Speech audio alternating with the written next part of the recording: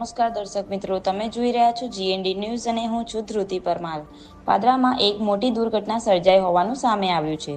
મધ્ય ગુજરાત અને સૌરાષ્ટ્રથી જોડાતો એકમાત્ર મુજપુર બ્રિજ આજે તૂટી જવા પામ્યો હતો, જેમાં ઘણા વાહનો બ્રિજ ઉપરથી નદીમાં પડ્યા હતા અને જાણ થતાં જ પાદરા પોલીસ તંત્રના ઘટના સ્થળ પર પહોંચી હતી। ઉલ્લેખનીય છે કે વાયુવેગે પ્રસરતા લોકટોળા ભંગાણ થયેલા બ્રિજને જોવા માટે હાલ આવ્યા હતા। હાલ જે ગાડી પાલીમાં પડી છે તેમાં કોને વાગ્યું છે, શું છે તેની તાત્કાલિક ધોરણે તપાસ ચાલી રહી છે। હાલ પૂરતો બ્રિજ બંધ કરી દેવામાં આવ્યો છે।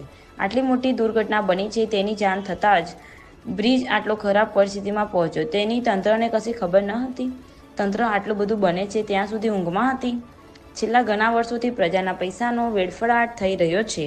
શું સરકાર પાસે આ એક મહત્વના બ્રિજનો સમારકામ કરવાના પૈસા નથી? હવે આગળ જોવાનું રહ્યું છે કે આ બ્રિજ ક્યારે શરૂ થશે અને શરૂ થાય છે તો આમાં શું ફરી ભ્રષ્ટાચાર થશે? જય હિન્દ, જય ભારત। કયો બધા બહુ હે બોલ રાડ્યો પણ અંદર પણ કઈ અંદર